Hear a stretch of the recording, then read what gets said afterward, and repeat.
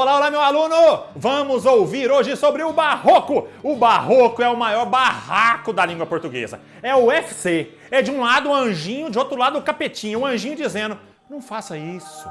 Vá com calma, respeite, é o céu, é a alma, é a eternidade. Do outro lado o capeta. É aqui, é agora, briga, faça alguma coisa. É exatamente essa briga entre o sagrado e o profano, a fé e a ciência, o céu e a terra, o pecado e a santidade. É o barroco. O barroco é isso. E o ser humano está onde? Está no meio. Ora ouvindo uma voz, olha, santidade. Outra ouvindo uma voz, o pecado. Ora ouvindo uma voz que diz para ele o seguinte, olha, alma. O outro diz é o corpo, é a reforma protestante contra a contra-reforma católica. É exatamente nesse contexto que acontece o nosso querido barroco. É o UFC da literatura.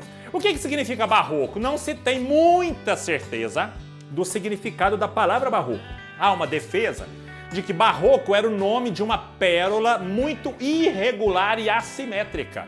Então, se de fato esse for o significado, o barroco é uma pedra muito irregular, uma pedra assimétrica. O barroco também é chamado de seiscentismo, porque ele começa no Brasil em 1600, século 17. Então, o barroco é o seiscentismo brasileiro.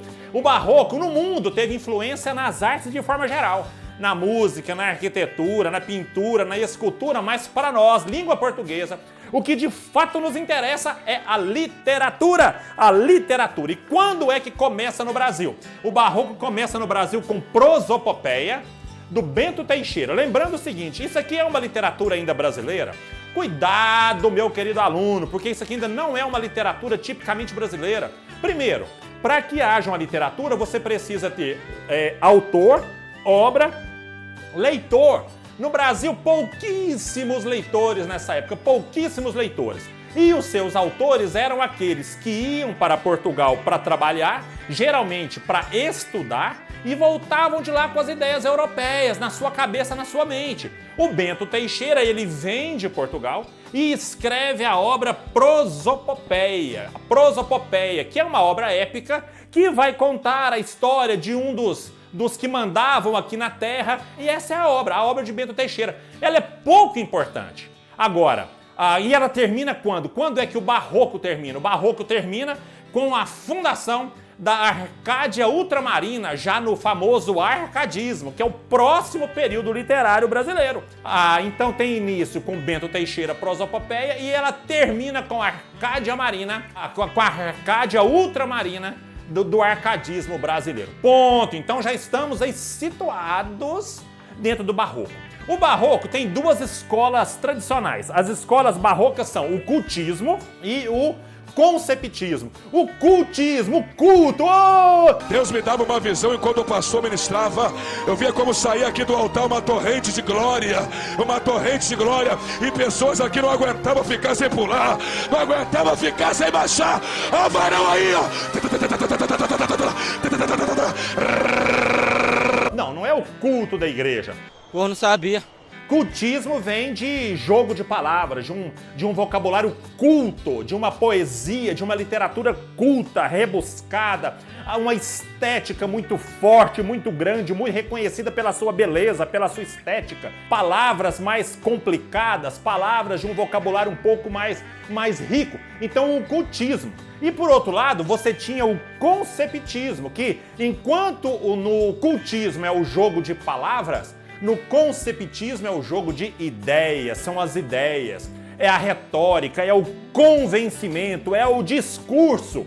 O cultismo também é chamado de gongorismo e o conceptismo é chamado de quevedismo. Isso não existe. Não sei se você lembra desse padre antigamente. Como especialista, eu posso garantir, isso não existe. Que falava assim, isso não existe, Quevedo, mas não é esse Quevedo, é o outro Quevedo lá da Europa. Então, o conceptismo é chamado de quevedismo. Cultismo e conceptismo. Quais são os dois nomes, os dois maiores nomes do barroco brasileiro? O primeiro deles é o Gregório de Matos. Ele é carinhosamente chamado de Boca do Inferno. carinhosamente chamado de boca do inferno. O Gregório de Matos, ele é conhecido por ter uma boca muito maldosa, e então ele vai produzir textos e por causa dos seus textos ele vai ser preso, vai ser perseguido e ele é conhecido como boca do inferno. Só que a obra do Gregório de Matos, ela pode ser lírica, ou seja, amorosa, falando sobre a vida passageira, sobre a beleza da mulher, sobre o amor. Inclusive tem uma que eu separei para vocês que ele diz o seguinte: deixa o prado, vem cá, minha adorada. Vês desse mar a esfera cristalina, eu sucessiva alforja desatada. Aljôfar desatada. Aljôfar era uma pedra preciosa. Parece aos olhos ser de prata fina? Vês tudo isso bem? Pois tudo é nada à vista do teu rosto, Catarina. Apaixonado. Ô, Goiás! Ô, Goiás! Eu dormi na praça, seu guarda, eu não sou vagabundo. Ele também amava, os brutos também amam. Então tem uma parte da poesia do Gregório de Matos que ela é lírica, ela é amorosa. Existe uma parte da poesia do Gregório de Matos que é uma poesia religiosa. E aí você vai perceber na vida do Gregório de Matos essa luta entre o bem e o mal. Entre o sagrado e o profano, entre o santo e o pecador, entre Deus e o inferno, entre Deus e o diabo. Por quê? À noite ele brigava com as freiras, xingava a turma, fazia poesia e de manhã ele acordava e fazia uma poesia para Jesus, fazia uma poesia para os santos. Então ele vivia essa luta, essa dualidade entre o bem e o mal. Ele tem uma poesia que ele chama de A Jesus Cristo. O Gregório de Matos diz assim: Jesus, você se lembra lá no Evangelho quando você disse que o dono das ovelhas deixava 99 ovelhas para buscar a 100ª ovelha? Então, eu sou essa 100ª ovelha. E ele vai se derramar diante de Jesus, dizendo: olha, eu sou a 100ª ovelha. Poesia religiosa. Agora, sem sombra de dúvidas, o que marca a obra de forma mais marcante do Gregório de Matos é a poesia satírica. Tem uma mesmo que disse que numa festa, uma freira disse para o Gregório de Matos: você é um narigudo, e disse que chamou o Gregório de Matos de pica-flor, que era o beija-flor, que era aquele animalzinho ali, narigudo, né, com o bico grandão. E aí o Gregório de Matos então respondeu num versinho, numa poesia com 10 versos, que era bastante comum para o Gregório de Matos, com uma redondilha, ou seja, versos simples. Ele diz: se pica-flor me chamais, pica-flor aceito ser. Mas resta agora saber se no nome que me dais, meteis a flor que guardais. Olha para você ver a obscenidade do rapaz. Ele está dizendo para a freira que ele é um beija-flor, o pica-flor, e ela tem uma flor que fica guardada, muito bem guardada por ela. E ele disse: a flor que guardais, no passarinho melhor. Se me dais este favor, sendo só de mim o pica e o mais vosso claro fica, que fica então o pica-flor. Ou seja, ele está dizendo: você tem a flor e eu sou o pica-flor. Basta você me oferecer a flor que você guardou, que eu posso ser chamado de beija-flor. Que coisa absurda. Obscenidade na alta. Isso, Gregório de Matos, por isso ele é chamado de o Boca do Inferno. O outro nome muito importante é o Padre Antônio Vieira. O Padre Antônio Vieira vem de Portugal para o Brasil e ele produz profecias, especialmente sobre o sucesso futuro de Portugal, o famoso mito do sebastianismo. Ele escreve aproximadamente 500 cartas sobre assuntos diversos, inclusive é um vasto documento histórico, e aproximadamente 200 sermões. A principal obra do Padre Antônio Vieira são os sermões.